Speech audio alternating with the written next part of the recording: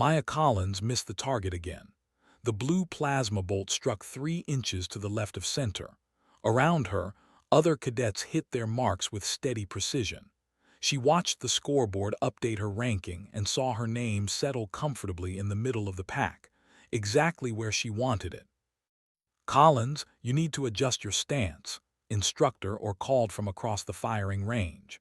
This gray-scaled face showed clear frustration. His species were natural warriors, and watching a human perform at mediocre levels seemed to pain him physically. "Your shoulder alignment is wrong." Maya nodded and made a small adjustment. She knew her shoulder alignment was perfect. She had learned to shoot before most of these cadets had learned to walk, but or did not need to know that.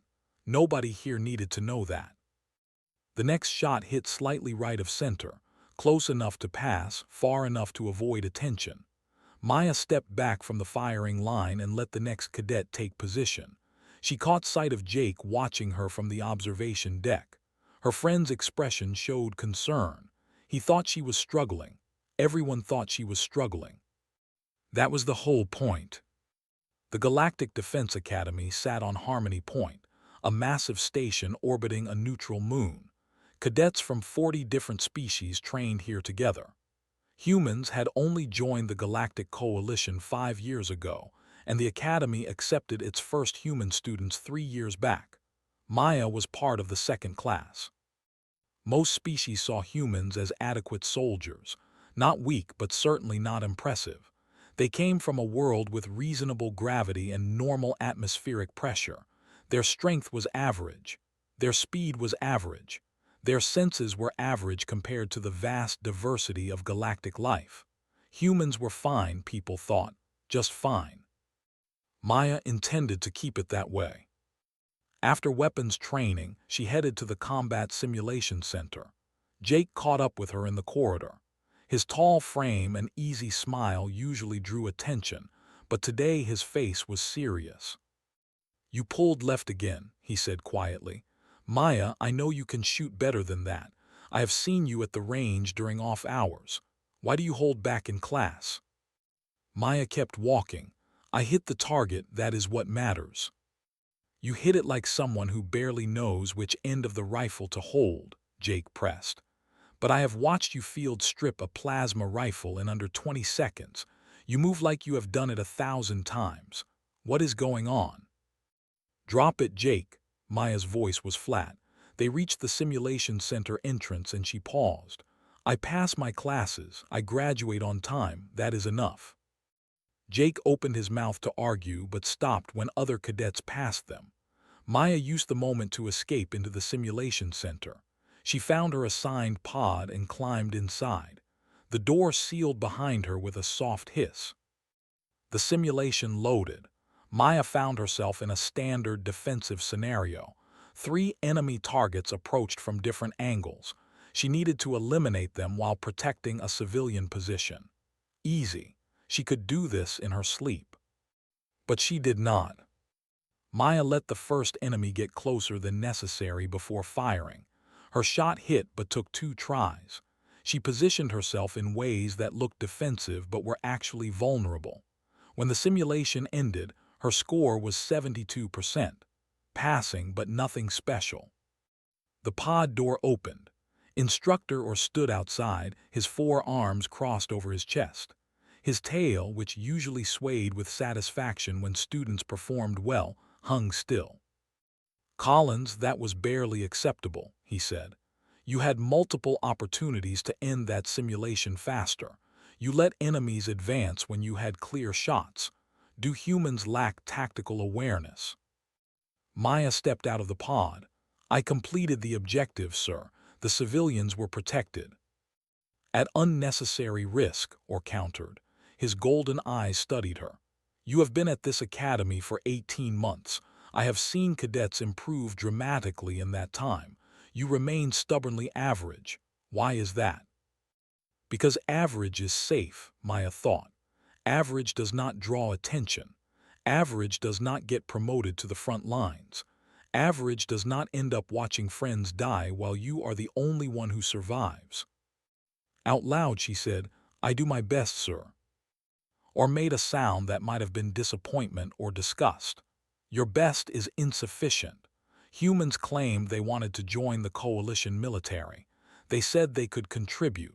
If you represent human capability, I wonder if that was true. He walked away. Maya watched him go and felt nothing. She had heard worse, much worse, at least, or thought she was trying and failing rather than deliberately holding back. That meant her act was working. The evening cycle came. Maya returned to her quarters, a small room with a bed, desk, and personal locker. She shared a bathroom with 3 other cadets but had her sleeping space to herself. That was important. She needed privacy. After checking that her door was locked, Maya pulled off her training uniform. Scars covered her back and shoulders, burn marks from plasma fire, claw marks from warriors, a long surgical scar where field medics had put her lung back together. She looked at them in the mirror every night, reminders of who she had been, who she could never be again. Maya changed into exercise clothes and began her real training, push-ups first but not the standard kind. She did them one-armed, switching between left and right. Her muscles burned, but she kept going. 100 each arm. Then pull-ups from the support beam in her ceiling. 75. Then weapons drills with a training knife, moving through attack patterns too advanced for academy curriculum. She trained for 2 hours. When she finished, sweat soaked her clothes and her muscles screamed. This was her actual level. This was what she could do when nobody was watching. This was what she had done at Outpost 7. Maya showered and tried not to think about Outpost 7. She failed. She always failed. The memories came whether she wanted them or not. Fire and screaming. The breaking through defenses that were supposed to hold. Watching soldiers die while she kept fighting because stopping meant everyone died. 18 hours of constant combat. 18 hours of being the only thing between monsters and 800 civilians. She had saved them, all of them, but she could not save the soldiers who fought beside her. 43 men and women died at Outpost 7. Only Maya walked away. They gave her medals. They called her a hero. They wanted to promote her and give her command. Maya ran instead. She requested a discharge, got, and then negotiated a transfer to the academy with sealed records. She wanted to be nobody. She wanted to be average. She wanted to never fight like that again. A message chimed on her desk terminal. Maya checked it and saw an academy-wide announcement. Tomorrow was Valor Day preparation. The annual ceremony honored soldiers who showed courage in recent conflicts. The Academy would host several military officials and stream archived combat footage for educational purposes. Maya deleted the message and went to bed. She did not care about Valor Day. She did not want to honor warriors or watch combat footage. She wanted to forget war existed. She wanted to be Maya Collins, average cadet, and nothing more. But the galaxy had other plans. In the military archives, 3 sectors away, an intelligence officer named Lieutenant Henry Shaw reviewed classified footage for declassification. One recording caught his attention. It showed a single human soldier holding off an entire assault force at something called Outpost 7. The battle had occurred 2 years ago during the border conflicts. Shaw watched the footage 3 times. The soldier fought with skill he had never seen before. He checked the file metadata. The soldier's identity was listed but marked classified. Shaw ran it through standard protocols. The name came back. Cadet Maya Collins, currently stationed at Galactic Defense Academy. Shaw flagged the file for public release. The war was over. The information was no longer sensitive. People deserved to know about human courage. He approved the declassification and uploaded the file to military public archives. He had no idea what he had just done. The recording appeared in the military archives at 600 station time. By 6:30, 3 cadets had downloaded it. By 700, it was spreading through the academy network like fire through dry grass. By 800, everyone knew. Maya first learned something was wrong when she walked into the dining hall for breakfast. Conversation stopped. Heads turned. A cadet named, who normally ignored her completely, stared with wide eyes. Jake pushed through the crowd and grabbed her arm. "We need to talk," he said. His voice was tight. "Right now." Maya let him pull her back into the corridor. "What is happening?" Jake pulled out his personal data pad and thrust it toward her. This is what is happening." The screen showed a video file. Maya saw the title and her blood went cold. "Incident at Outpost 7, combat footage." "No," Maya whispered. "No, that was sealed. That was supposed to stay sealed." "It is not sealed anymore," Jake said. He pressed play before Maya could stop him. "The whole academy has seen this. Maya, why did you not tell me?" The video played.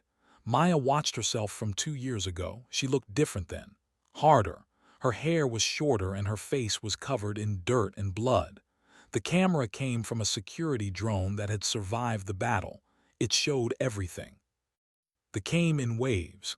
Six-legged creatures with armored hides and razor claws. They moved fast and attacked without mercy. The outpost defenses held for the first hour. Then they brought up heavy weapons and tore through the walls. Soldiers fell. Maya watched herself drag a wounded man to cover while firing with her other hand. She saw herself grab a plasma cannon from a dead gunner and use it to destroy an enemy position. The fight went on and on. Hours compressed into minutes of footage. Bodies piled up, both human and. Then the camera showed the moment everyone else died. An explosion took out the last defensive position. Maya was alone. Just her and 3 wounded soldiers who could barely stand. Behind them were 800 civilians waiting for evacuation ships. The Maya in the video did not run. She did not surrender. She fought. Jake paused the playback. "Is that really you?" Maya could not speak. She nodded. "The file says you fought for 18 hours, Jake continued. "It says you eliminated over 200 warriors.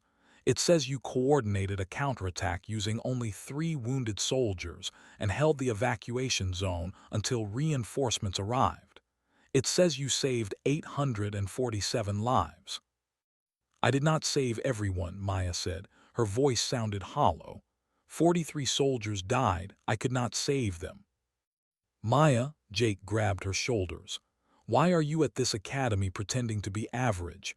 You are not average. You are not even close to average. That footage shows someone who could probably teach half the classes here. Why hide this?" Before Maya could answer, footsteps echoed down the corridor. Instructor Orr appeared with 2 security officers. "Cadet Collins, you are ordered to report to Commander Grant immediately," Orr said. His expression was unreadable. "The commander wishes to discuss your service record." Maya's stomach dropped. "My service record is sealed." "Not anymore," Orr replied. "Come with us." The walk to the commander's office felt like walking to an execution. Cadets lined the corridors, whispering and pointing. Maya kept her eyes forward. Security escorted her through 3 checkpoints before reaching the command level. Commander Lewis Grant was a human, former Marine Corps, and the highest-ranking human officer in the academy. His office was simple and functional. A large dominated one wall, currently showing the academy's daily operations. Grant stood by the window, watching ships move in the distance. "Sit down, Collins," he said without turning around. Maya sat. The security officers took positions by the door. A moment later, another person entered the room. Maya recognized the uniform insignia immediately. Fleet Admiral Karen, one of the coalition's senior commanders. "Admiral on deck," the security officers announced. Maya started to stand but waved her down. "Stay seated, cadet." The admiral was a small woman with gray hair and sharp eyes. She studied Maya like a scientist examining a specimen. "I have been trying to find you for 2 years." "Ma'am," Maya's voice was cautious. "Your discharge request was said. Your transfer to the academy was approved with sealed records because the military psychologist said you needed time. I agreed to give you that time. But I made it clear that eventually, We would need to talk about what happened at Outpost 7. Commander Grant finally turned from the window. I was there, Collins, at Outpost 7. I commanded the relief force that arrived after you held the line for 18 hours. I saw what you did. I recommended you for the highest military honors our species can give. Maya felt like the walls were closing in. I just want to be left alone, sir. I want to finish my training and serve quietly. I do not want medals or attention. Too late for that, said. She activated a holographic display. News feeds from a dozen worlds appeared, all showing the same thing. Maya's face.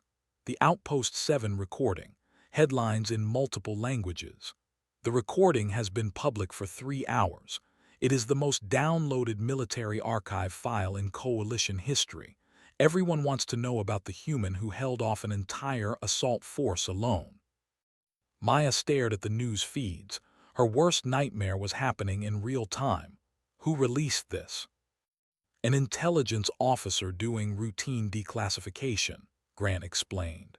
He had no idea your identity was supposed to remain secret. By the time we caught the error, the file had been 10,000 times. There is no putting this back in the box. Sat down across from Maya. I understand you have trauma from that battle. I read Dr. Moore's reports. I know you struggle with guilt because you survived when others did not. But hiding your abilities does not honor those who died, Collins. It wastes the potential they gave their lives to preserve. With respect, Admiral, you do not know what I went through, Maya said quietly. You are right, I do not, admitted. But I know what the galaxy is going through. They are quiet now, but intelligence suggests they are rebuilding. Other threats exist at our borders. The Coalition needs soldiers who can do what you did at Outpost 7. We need humans who can show the galaxy what our species is capable of when pushed to the edge. I cannot do that again, Maya said. I cannot watch people die while I keep fighting. I cannot be responsible for lives like that. Grant moved closer. His voice was gentle. Collins, nobody is asking you to fight alone again. That was a terrible situation that should never have happened. But your skills, your training, your instincts, they could save lives if used properly. Teaching others, training mixed species units, showing aliens how humans think and fight. You could prevent situations like Outpost 7 instead of just surviving them. A knock on the door interrupted them. One of the security officers answered it and spoke quietly with someone outside. He turned back to Grant. Sir, there are over 300 cadets gathered outside the command center. They want to see Cadet Collins. The crowd is growing. And Grant exchanged looks. What do they want? Grant asked. Some want to thank her, the officer reported. Some want to challenge her. Some want to know if the recording is real. The cadets are asking if she will spar with their combat instructor. Media requests are coming in from 40 systems. The Galactic Council is demanding an official statement about human military capability. Maya buried her face in her hands. This was exactly what she had tried to avoid. Attention, expectations, questions, pressure to be the soldier she had been at Outpost 7. We need to make a decision, Collins said.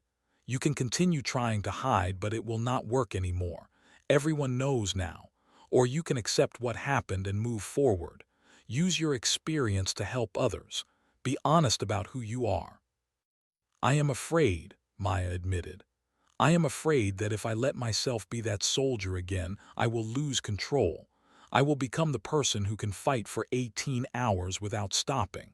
The person who racks up a body count and does not feel anything. I do not want to be that person. Grant knelt beside her chair. You are not that person. You are a person who did what was necessary to save innocent lives. There is a difference. At Outpost 7, I saw you after the battle. You were crying. You were shaking. You checked every fallen soldier personally. That is not someone without feelings. That is someone who cares too much, not too little. Maya looked at him. What if they want me to fight again? What if another situation like Outpost 7 happens? Then you will not face it alone, Grant promised. That is what this academy teaches. Working together, supporting each other. You hid your strength because you thought it made you isolated, but strength shared with others becomes something greater. Stood, I am not ordering you to become a combat soldier again, Collins, but I am ordering you to stop pretending to be less than you are. The galaxy knows now. Use that knowledge to make a positive difference, or spend the rest of your life running from your own shadow. Your choice. The Admiral left. Grant gave Maya a moment to think. Outside, the crowd of cadets continued to grow. Jake was probably out there waiting, was probably there too, or everyone who thought they knew her. Maya took a deep breath. She had been hiding for 2 years, running from memories and responsibility, but was right. The galaxy knew now. There was no more hiding. "What do you need me to do, sir?" she asked Grant. The commander smiled. "For now, go face your fellow cadets, be honest with them, answer their questions. Show them that the soldier in that recording is still human, still flawed, still learning. The rest we will figure out together." Maya stood. Her legs felt shaky, but she forced them to work.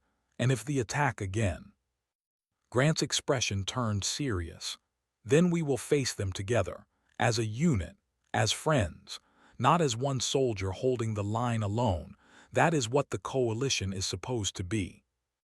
Maya nodded and walked toward the door. The security officers opened it for her. Beyond, she could hear the sound of hundreds of voices, some curious, some excited, some afraid. She had hidden her strength for 2 years. Now everyone knew. There was no going back. The crowd parted as Maya walked through the command center doors. 300 pairs of eyes watched her. Some species she could not even name stared with expressions she could not read. Jake pushed to the front, relief clear on his face. Beside him stood the who had always beaten Maya in combat rankings. "Is it true?" someone called from the back. "Did you really fight alone for 18 hours?" Maya stopped. Her first instinct was to deflect, to minimize, to hide. But Commander Grant's words echoed in her mind. No more pretending. She looked at the crowd and spoke clearly. "Yes, it is true." The silence that followed felt heavy. Then a cadet stepped forward. His name was one of Instructor Orr's best students. He was 7 feet tall with natural armor plating and 4 arms built for combat. "You have been in my combat class for 18 months, said slowly. "You scored below me every single time. You moved like someone who barely knew basic techniques, but that recording shows advanced military tactics, expert weapons handling, combat awareness beyond anything taught here. You were pretending." "Yes," Maya admitted, "I was pretending." "Why?" demanded. Her purple skin flushed darker with anger. "I worked hard to be the top combat student. I trained every day, and you were better than me the whole time. You let me think I was the best when you were holding back." Maya met her eyes. "I was not competing with you. I was trying to forget. I was trying to be someone who did not have to fight like that anymore." "That is cowardly," said.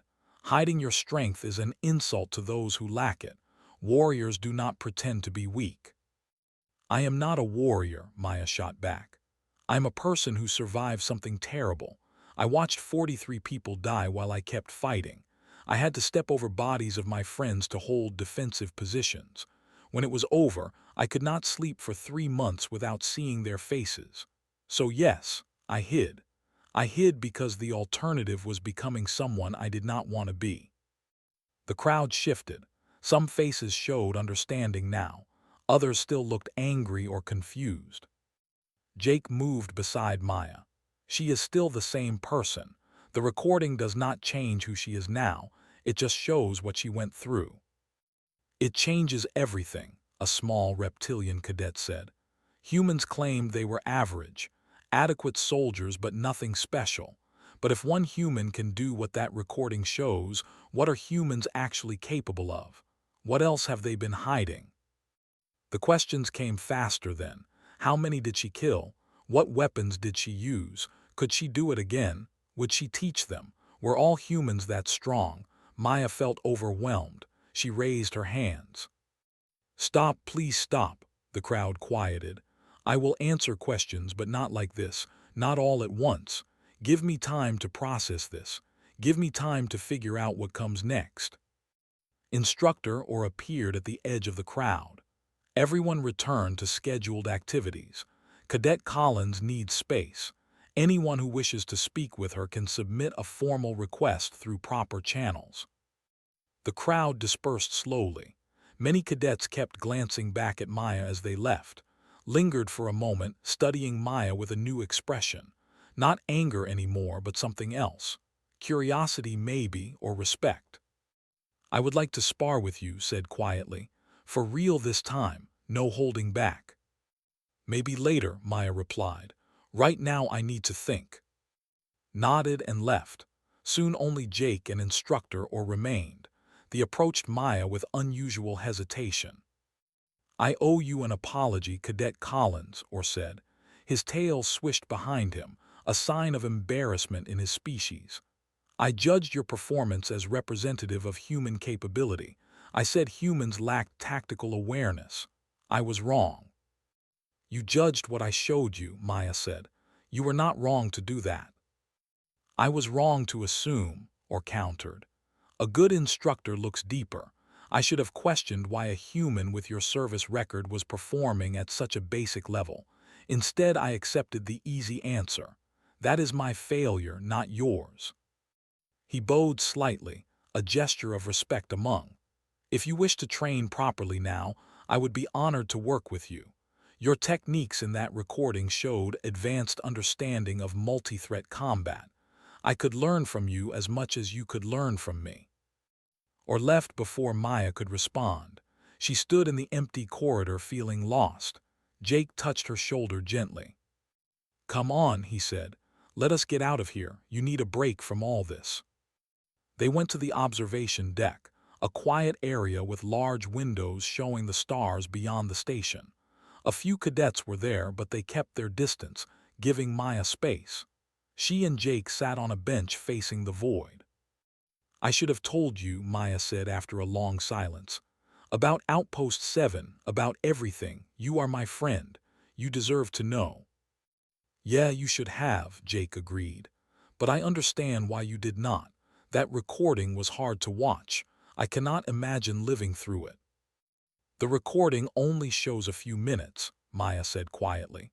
It does not show the waiting between attacks, listening to wounded soldiers crying, knowing help might not come in time, making decisions about who to save when you cannot save everyone. She leaned forward, elbows on her knees. There was a moment about 10 hours in when I thought about running. The evacuation zone was behind me. I could have fallen back, protected just that area, let them take the outer positions. It would have been easier, smarter tactically. But you did not run, Jake said. No, because those outer positions gave us fields of fire, gave us warning when attacks came. If I gave them up, they would have overrun us in minutes, so I held them. I held everything, and soldiers kept dying to help me hold them. Maya's voice cracked. A kid named Danny Lee was 19 years old. He had joined the military 6 months before. He got hit by plasma fire and I could see the wound was fatal. He knew it too, but he used his last magazine to cover my position before he died. 19 years old, Jake. He should have been at home going to college. Instead, he died on a rock in the middle of nowhere because I needed covering fire. Jake did not try to tell her it was not her fault. He did not offer empty comfort. He just sat with her while she cried for the first time in 2 years. When she finally stopped, he handed her a cloth to wipe her face. What are you going to do now? He asked. I do not know, Maya admitted. Admiral wants me to stop hiding. Commander Grant wants me to use my experience to help others, but I am scared, Jake. I am scared of going back to being that person. The person who can turn off emotions and just fight. Once I let that out, I do not know if I can control it. Then do not go back to being that person, Jake suggested. Be someone new. Someone who has that experience but uses it differently. Teach people how to survive, how to work together, how to avoid situations like Outpost 7 in the first place. Maya thought about that. You make it sound easy. It is not easy, Jake said, but neither is hiding. You have been miserable for 2 years pretending to be average. At least this way you might find some purpose in what happened. Her personal communicator chimed. Maya checked it and saw a message from Commander Grant. The Galactic Council wanted a formal interview. Media requests from 60 systems. A personal message from the Combat Honor Society offering membership. Requests from 12 different military academies asking if she would guest lecture. This is going to be my life now, Maya said, staring at the flood of messages. Everyone wanting something from me. Everyone expecting me to be the soldier from that recording. Not everyone, Jake corrected. I just want you to be my friend, the one who makes terrible jokes during study sessions, the one who always shares her dessert because she says she does not like sweet things but actually just likes seeing other people happy. That Maya. She is who I care about. Maya smiled for the first time that day. That was one terrible joke during one study session. You are never letting that go, are you? Never, Jake grinned. It was really bad, like historically bad. They sat in comfortable silence for a while longer. Then Maya's communicator chimed again. This time it was a priority message. She opened it and felt her blood run cold. What is it? Jake asked, seeing her expression change. Maya read the message twice to make sure she understood correctly. The Empire issued a formal statement. They say the Outpost 7 recording shows war crimes. They are calling me a mass murderer. They are demanding the Coalition hand me over for trial. That is insane, Jake said. You were defending civilians. You were following orders. The do not see it that way, Maya read further. They claim I used excessive force, that I killed soldiers who were trying to surrender, that I violated rules of engagement. She looked up at Jake. They are lying. Nobody tried to surrender, but they are making this political. More messages came in. Coalition officials responding to the statement. Human government backing Maya. Other species debating the issue on galactic news networks. Within minutes, Outpost 7 had become an intergalactic incident. Maya's communicator showed another priority message, this one from Admiral. Return to Command Center immediately. We have a situation. Maya and Jake ran through the corridors.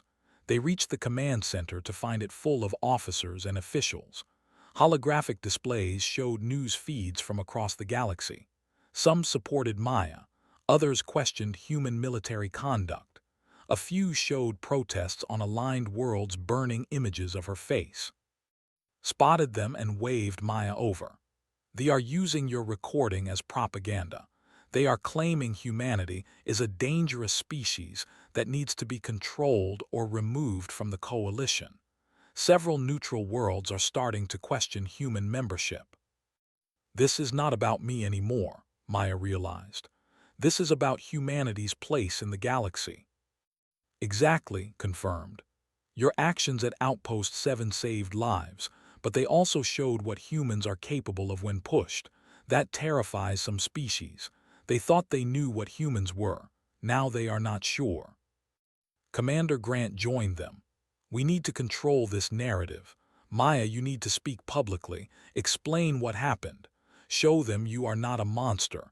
Show them humans fight to protect, not to conquer. I am not good at speeches, Maya protested. You do not need to give a speech, Grant said. Just tell the truth. Tell them what you told me and Jake. Let them see you as a person, not a recording. Maya looked at the displays showing her face across 100 worlds. The decision she made now would affect not just her life, but how the galaxy viewed her entire species.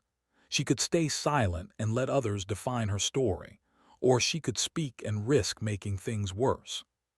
She thought about Danny Lee, about the 43 soldiers who died, about the 800 civilians who lived. Set up the interview, Maya said. I will tell them what happened, all of it. Nodded, it starts in 2 hours. We broadcast to the entire coalition. No pressure. Maya laughed, but the sound was shaky. No pressure. just the future of human-alien relations depending on what she said. Jake squeezed her shoulder. You can do this, just be honest. That is all anyone can ask. Maya hoped he was right. In 2 hours the galaxy would be watching, and she would have to find words to explain 18 hours of hell. The broadcast studio was smaller than Maya expected. Just a chair, a camera, and bright lights. No crowd, no stage, just her and a communication link to billions of beings across the galaxy. Dr. Moore, the Academy psychologist, stood nearby with Commander Grant, watched from the control room. Remember, you can stop any time, Dr. Moore said gently. She had been working with Maya since the Academy transfer. If the questions become too much, we end the interview. Your mental health is more important than public relations. Maya nodded but knew she would not stop. This was bigger than her comfort now. Jake stood by the door, giving her a thumbs up. Had come too, along with instructor Orr and a dozen other cadets who wanted to show support. Their presence helped more than Maya expected. The technician counted down. Live in 5, 4, 3, he finished with hand signals. A red light appeared on the camera. The interviewer was a named, known for fair reporting across Coalition space. His face appeared on a screen beside the camera, his blue skin and large eyes showing professional neutrality. Cadet Maya Collins, thank you for agreeing to speak with us, began.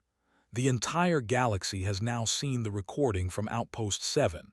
The Empire claims your actions that day constitute war crimes. The Coalition defends you as a hero. We want to hear your perspective. In your own words, what happened at Outpost 7? Maya took a breath. We knew they were coming. Intelligence reported a large force moving toward human colonial space. Outpost 7 was positioned to defend an evacuation zone. 800 civilians, mostly families, were waiting for transport ships. Our job was to hold the outpost until evacuation was complete. How many soldiers defended the outpost? Asked. 46 including me, Maya said. We had standard defensive positions, automated weapons, and air support scheduled to arrive within 6 hours. We thought we could hold. But you could not. They hit us with 3 times the force intelligence predicted. They had heavy weapons we did not expect. Our defensive positions fell faster than planned. Air support was delayed because they attacked multiple locations simultaneously. Maya's voice stayed steady. She had practiced this with Dr. Moore. State facts. Do not let emotion cloud the truth. When did you realize you might be the only one left? Continued. Maya closed her eyes briefly. About 6 hours in, an explosion took out our last fortified position. Idea of survivors. 3 soldiers still combat capable, all wounded. Everyone else was dead or too injured to fight. The evacuation ships were still 3 hours away minimum. That is when the recording shows you taking command. I did not take command, I just did what needed to be done. Maya leaned forward. People keep calling me a hero. Heroes make brave choices. I did not have a choice. Running meant those 800 people died. Surrendering meant the same thing. The do not take human prisoners. They were there to kill everyone, so I fought. We fought. The claim you killed soldiers attempting to surrender, said. They say you used excessive force against wounded enemies. They have released their own analysis of the recording suggesting you violated engagement protocols. Maya felt anger rise but pushed it down. That is a lie. No warrior tried to surrender. Their culture does not permit surrender. They fight until they win or die. As for excessive force, I used whatever weapons I had available to stop enemies trying to kill civilians. Every shot I fired was aimed at an active combatant moving toward our position. She looked directly at the camera. The analysis is propaganda. They lost that battle and hundreds of warriors. Now they want to make me the villain to save face. But anyone who watches the full recording, not edited clips, will see the truth. I was defending people who could not defend themselves. Nodded. Let us discuss human military capability. That recording shows abilities that surprised many species. You moved faster, fought longer, and demonstrated tactical skills beyond what most consider human baseline. Are you exceptional among humans, or does that recording show typical human combat potential? I am not typical, Maya admitted. I had advanced training, years of experience, but what that recording really shows is what any human will do when people they care about are in danger. We do not give up. We do not stop. Push a human into a corner and we will fight with everything we have. Does that not make humans dangerous? Asked. Several council members have expressed concern. If one human can hold off an assault force, what happens if humanity decides to become aggressive? Should the coalition be worried? Maya thought about how to answer carefully. Humans are not naturally aggressive. We are protective. There is a difference. At Outpost 7, I did not fight because I enjoyed it. I fought because children were crying in bunkers behind me, because families were huddled together waiting for rescue. Humans will absolutely destroy anything that threatens innocent lives, but we do not seek conquest. We seek safety. How should the galaxy interpret that distinction? Pressed. Work with us, not against us, Maya said simply. Humans make loyal allies. We will stand beside you when trouble comes. We will share our strength to protect common goals. But if you make us your enemy, if you threaten the things we protect, then yes, you should be worried. Because we do not stop. That is what the recording shows, not aggression, persistence. The interview continued for another hour. Questions came from council representatives, military analysts, civilian groups, and even sympathizers. Maya answered each one honestly. She talked about the soldiers who died, the guilt she carried, the nightmares that still came. She explained her 2 years of hiding and why she finally had to stop. When asked if she would fight again if needed, Maya paused for a long moment. I hope I never have to, but if innocent people need protecting, yes, I would fight. That is who humans are. That is who I am, even when I tried to pretend otherwise. The broadcast ended. The red light on the camera went dark. Maya felt exhausted, like she had fought another battle. Dr. Moore brought her water. Grant squeezed her shoulder. You did well, the commander said. You gave them the truth. That is all we can do.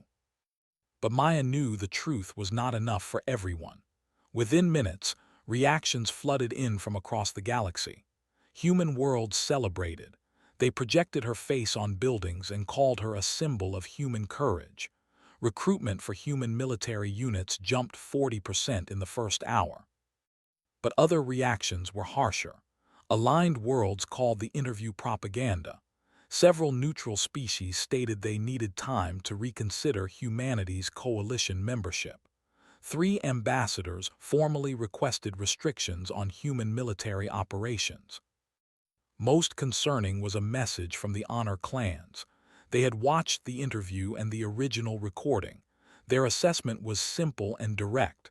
Humans are, they must be acknowledged as such. The term spread through galactic networks like a virus. Species from harsh planets with dangerous biology who could survive conditions that killed others. Humans had always been classified as moderate, average gravity, reasonable atmosphere, normal threat environment. But Outpost 7 changed that perception. People began reviewing human history, Earth's environment.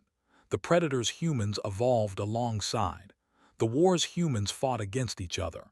The sheer stubbornness required to go from caves to starships. Humans had always downplayed their world's dangers. Now the galaxy was questioning that assessment. Maya watched the analysis from her quarters. Jake sat beside her, reading comments from various worlds. They are calling you the warning, Jake said. They say humanity hid its true nature and now the galaxy knows. The Science Institute wants to study human biology. They are offering military alliances. And apparently some fringe group on 6 different worlds is burning human flags. Great, Maya muttered. I made everything worse. You told the truth, Jake countered. What people do with truth is not your responsibility. A priority message interrupted them. Admiral again. All personnel to combat stations. We have incoming ships. Maya's blood went cold. They are attacking the Academy. Not attacking, approaching under flag of negotiation, clarified. But I want you in a secure location. If this goes wrong, you are their primary target. Security escorted Maya to a reinforced bunker deep in the station. Grant and several other senior officers were already there. Screens showed 3 warships holding position at the system's edge. A communication request was pending. "Should we accept?" Grant asked. "We have to," the Admiral replied.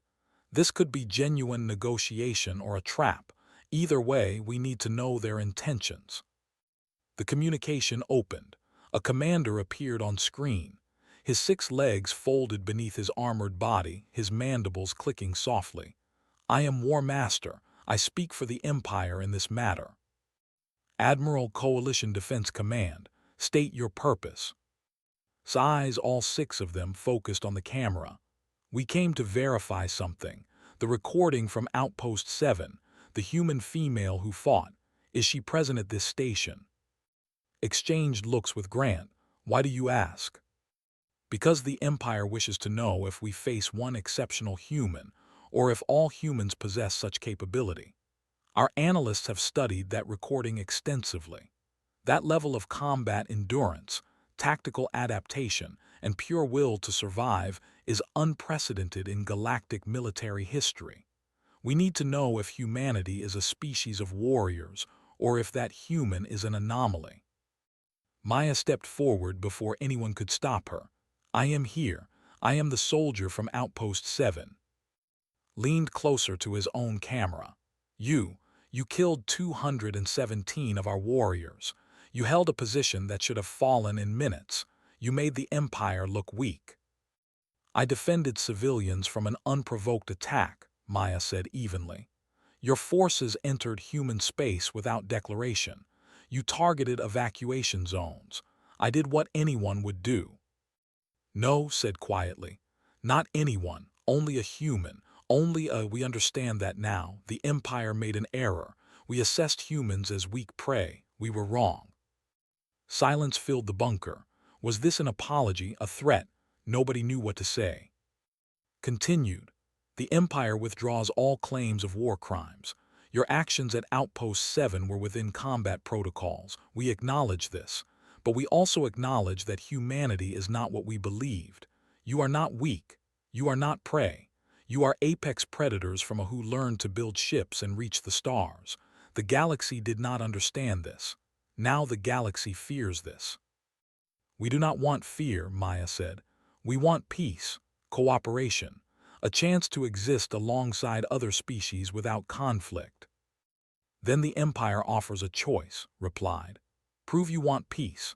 Demonstrate human capability in defense of the Coalition, not just human interests. Show the galaxy that your strength protects all, not just yourselves. Do this, and the Empire will support humanity's place in the Coalition. Fail, and we will argue for restrictions on human expansion. You have one chance to prove your species' intentions." The communication ended. The ships jumped to hyperspace and vanished. Everyone in the bunker stared at the empty screen. "What just happened?" Jake asked. Sat down slowly. "They challenged us, challenged humanity. They want proof we are not a threat. They want us to demonstrate our protective instincts on a galactic scale." "How do we do that?" Maya asked. Grant turned to her. "We show them what humans do best. We save people, all people, not just humans. And you, Cadet Collins, just became the face of that mission." Maya looked at the blank screen where it had been moments before. One interview had changed everything. Now the galaxy was watching humanity, waiting to see if the species from Earth were heroes or monsters. And somehow, Maya had to help prove it. 3 weeks after the challenge, the opportunity came. Distress signals flooded Coalition networks from the Outer Rim. 3 colony worlds under simultaneous attack by raiders. Settlements, research stations, and farming communities. Different species, different cultures, all crying for help. Coalition response fleets were scattered across the galaxy dealing with other emergencies. Closest ships were 8 hours away. The colonies would fall long before then.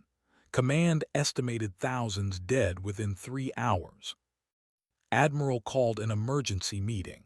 Maya stood with Commander Grant and a dozen other officers in the strategy room. Holographic displays showed the three worlds burning. "We have one ship in range," said grimly. "The training cruiser Defender currently on exercises near the Academy, but it is a training ship, minimal weapons, crew of cadets and junior officers. Sending them into a combat zone would be suicide." "Not if they have the right leadership," Grant suggested. He looked at Maya. "Not if they have someone who knows how to win impossible battles." Maya felt everyone's eyes on her. "Admiral, I am a cadet. I cannot command a coalition vessel." "Field promotion," said. "Effective immediately, you hold rank of lieutenant. You will lead a volunteer force of Academy personnel to those colonies. Your mission is simple. Hold until relief arrives. Protect civilians. Show the galaxy what humans do when innocent lives are at stake." "You are asking me to take students into combat," Maya said slowly. "Some of them have never seen real action. They could die." "They volunteered," Grant said. He pulled up a list on his display. 247 cadets requested assignment to your unit. Humans, even 3 who defected after seeing your interview. They want to learn from you. They want to help." Maya studied the names. She saw Jake first on the list. Right behind him, instructor or had volunteered too. Even the who had called her cowardly. They were trusting her with their lives. "I will need operational freedom," Maya said finally. "No second-guessing my decisions. No political oversight. If I do this, I do it my way." "Agreed," said immediately. "You launch in 1 hour, pick your team, save those people. Show the galaxy who humans really are." The Defender was not built for combat. It had training weapons, basic shields, and engines designed for safety over speed. But the crew Maya assembled made up for equipment limitations.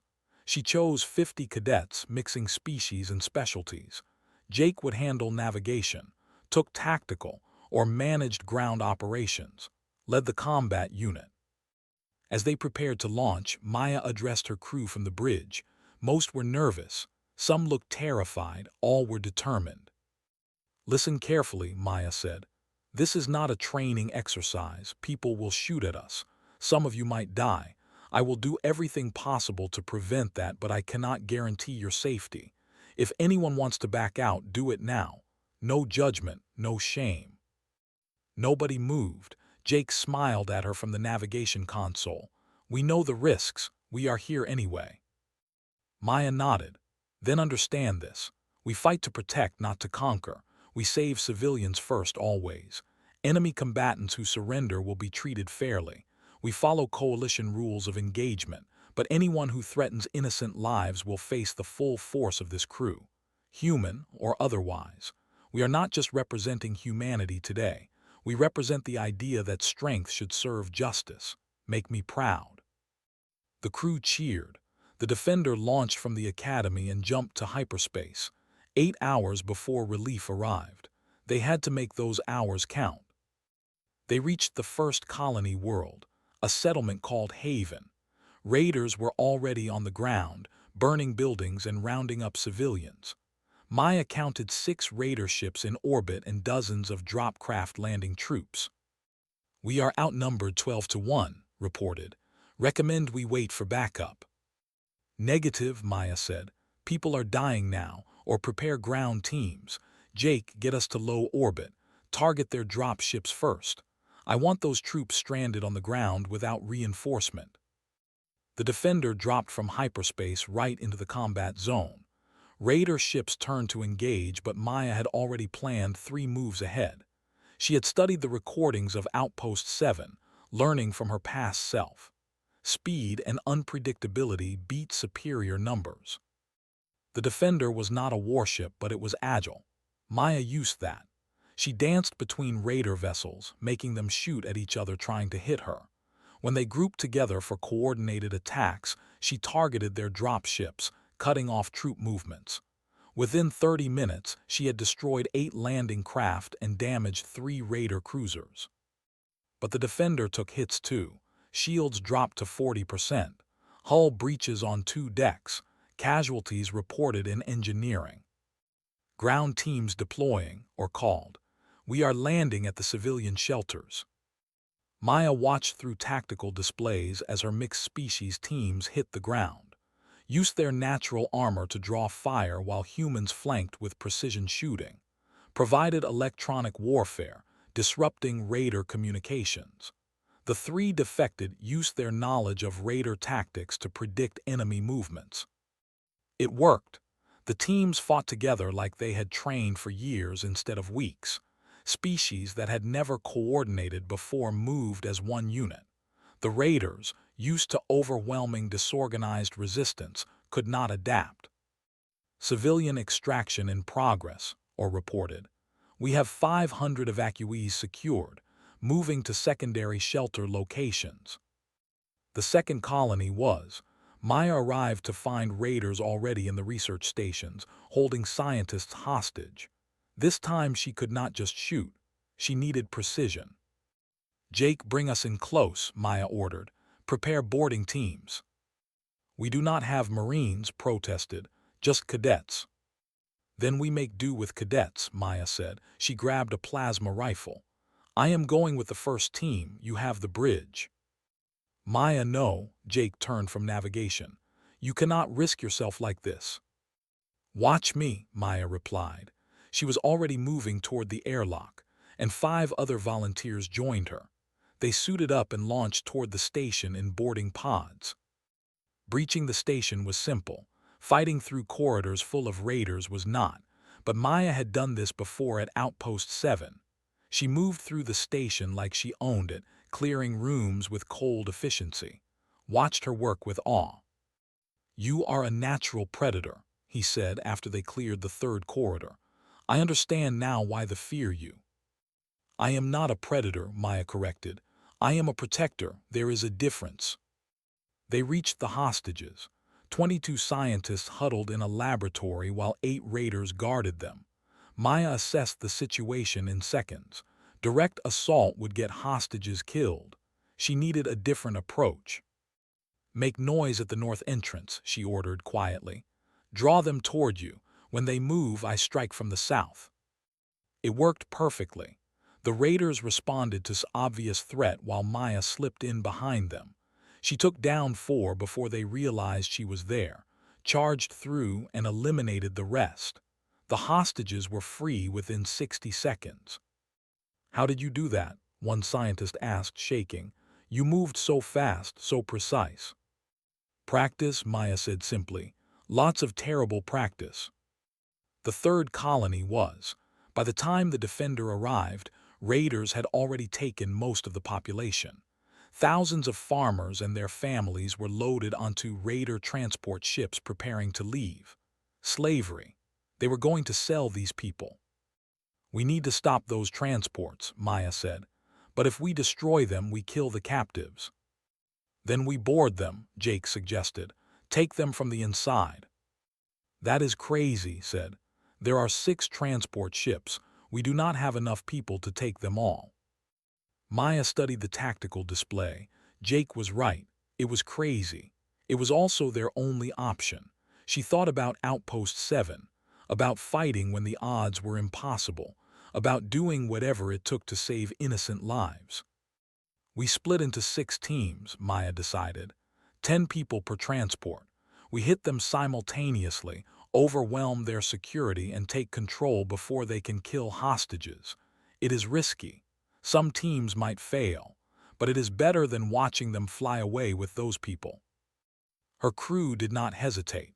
They formed teams, coordinated timing, and prepared to board. Maya led one team personally. She would not ask her people to take risks she would not take herself.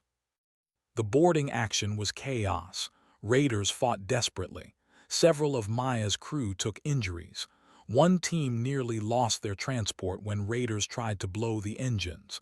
But humans worked together.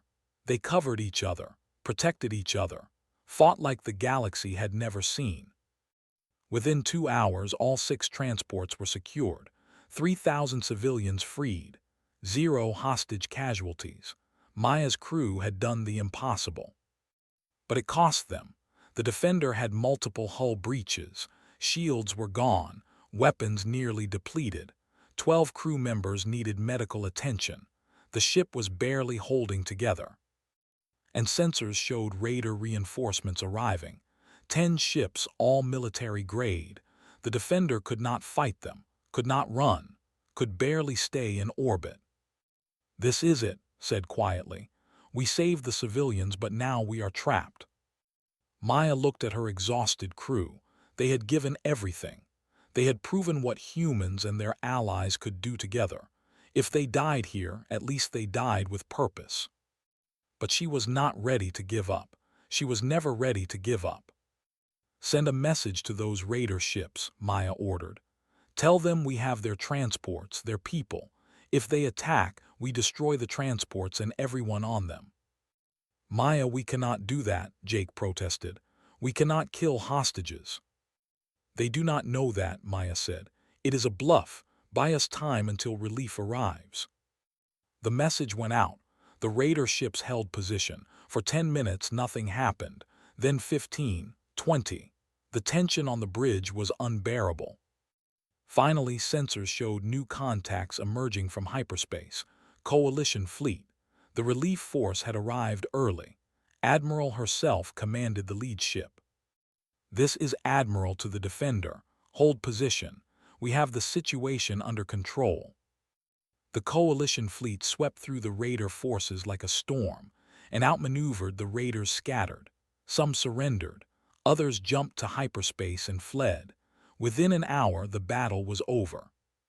Maya slumped in her command chair. Her crew cheered. They had done it. Held 3 colonies. Saved thousands of lives. Proven that humanity and its allies could work together to protect the innocent. Contacted the Defender directly. "Lieutenant Collins, your performance exceeded all expectations. You and your crew will receive formal commendations. But more importantly, you showed the galaxy what I knew humans could do. What any species can do when working together with courage and purpose." "Thank you, Admiral," Maya replied. "But I did not do this alone. My crew, all species, all backgrounds, they fought together. They trusted each other. That is what won today." "Agreed," said. "And that is exactly what the galaxy needed to see." 2 months later, Maya stood in front of a new class at the Galactic Defense Academy. Not as a cadet anymore. As an instructor. The Defender mission had changed everything. Humans were no longer seen as just adequate soldiers. They were recognized as natural protectors, people who would sacrifice for others regardless of species. The Academy had created a new program, mixed species tactical units, combined training that emphasized cooperation over competition, humans teaching other species about persistence and adaptability, other species teaching humans about their unique strengths. Maya led the program. Jake served as her assistant instructor. 2. Even or taught advanced combat techniques. The crew of the Defender had become the foundation of a new approach to galactic defense. On the first day of class, Maya looked at her students. Dozens of faces, multiple species, all eager to learn.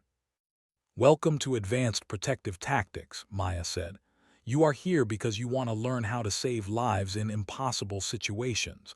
I will teach you everything I know. But understand this first. Strength without purpose is meaningless.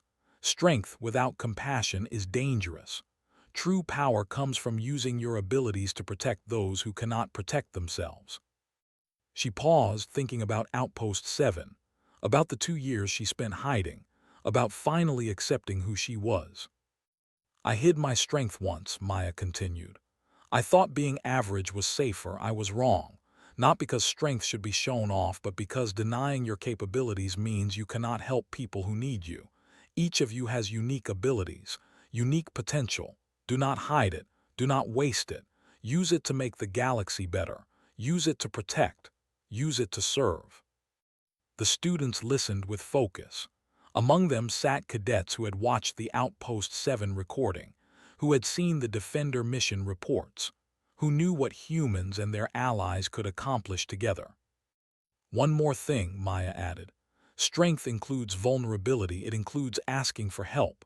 It includes admitting when you are scared or hurt or unsure. I spent 2 years trying to be someone I was not because I could not face my past. Do not make that mistake.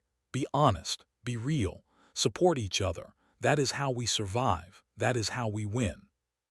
She smiled at her students. Now let us begin. We have a lot of work to do. As the class started, Maya felt something she had not felt since before Outpost 7. Peace. Not because the pain was gone or the memories had faded, but because she had found purpose in her suffering.